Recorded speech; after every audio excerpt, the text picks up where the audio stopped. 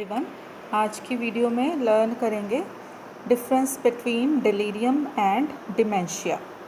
तो सबसे पहले डेफिनेशन के अकॉर्डिंग क्या डिफरेंस है।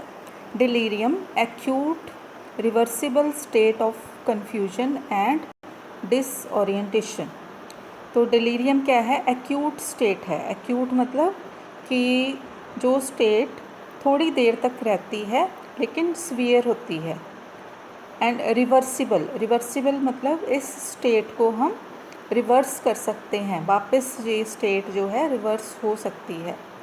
और इसमें क्या होता है? कन्फ्यूजन होती है पेशेंट को एंड डिसओरिएंटेशन।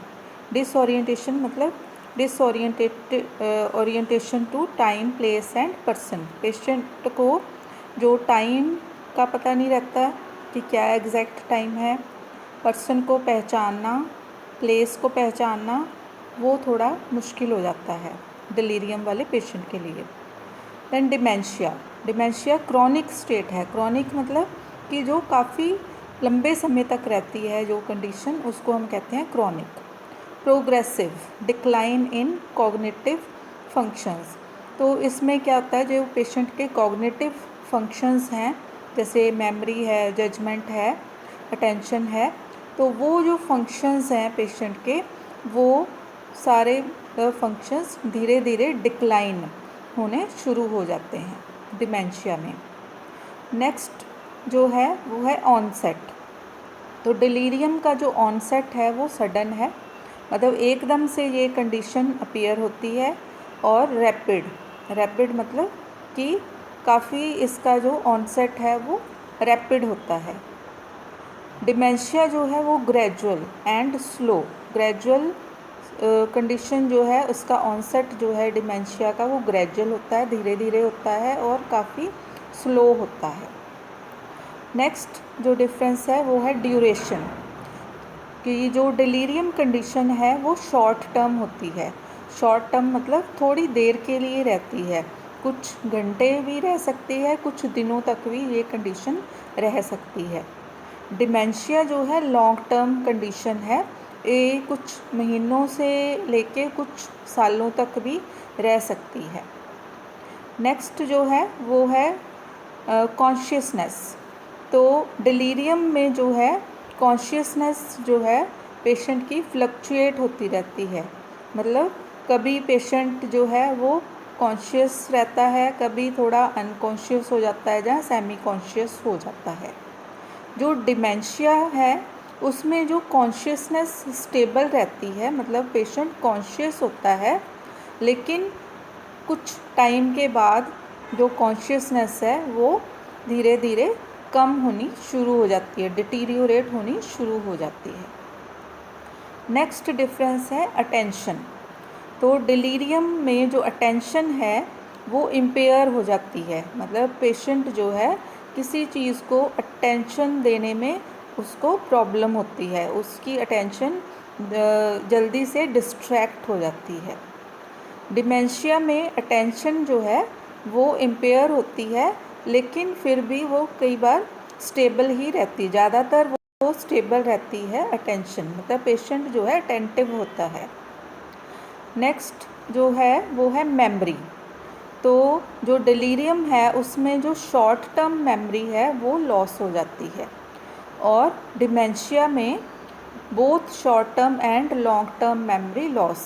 डिमेंशिया में short term memory and long term memory दोनों ही लॉस हो जाती हैं। नेक्स्ट है डिफरेंस ओरिएंटेशन।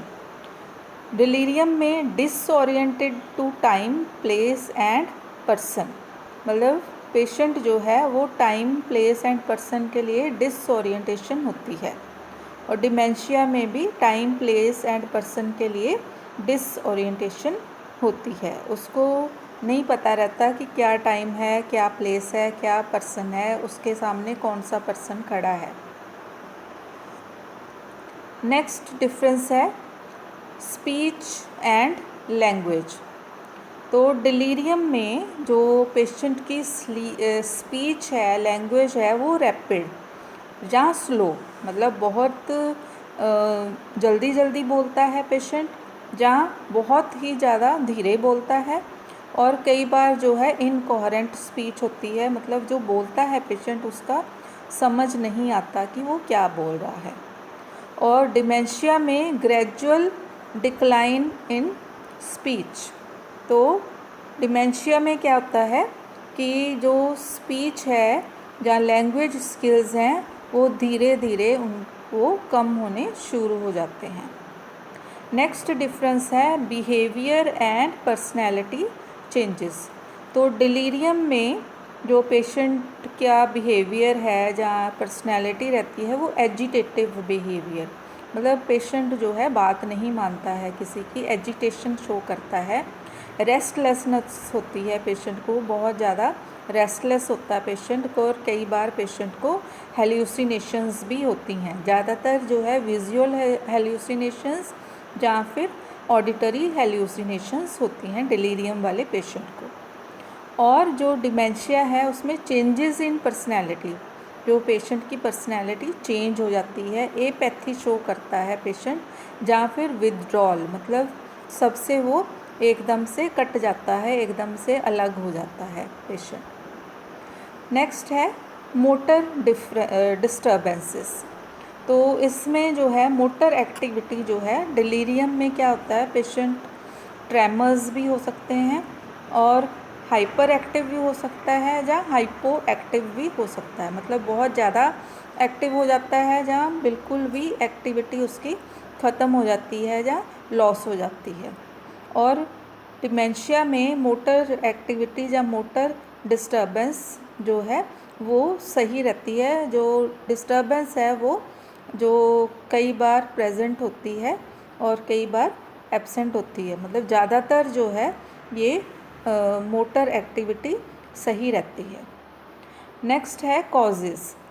तो डिलीरियम के कॉजेज़ रहते हैं इन्फेक्शंस, ब्रेन का इन्फेक्शन हो सकता है, ब्रेन टिश्यू का इन्फेक्शन हो सकता है, एन्सेफ्लाइटिस हो सकता है, मेनिंजाइटिस हो सकता है, मेडिकेशंस, सर्टेन मेडिकेशंस के कारण भी डिलीरियम हो सकता है, जहाँ कुछ मेटाबॉलिक डिसऑर्डर्स के कारण भी डिलीरियम हो सकता है।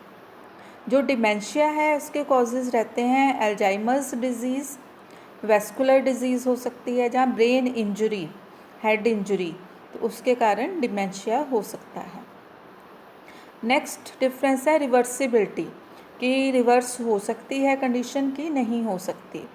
तो डिलीरियम में अगर अंडरलाइंग कॉज की हम ट्रीटमेंट कर देते हैं जिसके कारण पेशेंट को डिलीरियम हुआ है, अगर उसको सही से ट्रीट किया जाए तो ये कंडीशन रिवर्सिबल है, पेशेंट जो है नॉर्मल हो सकता है।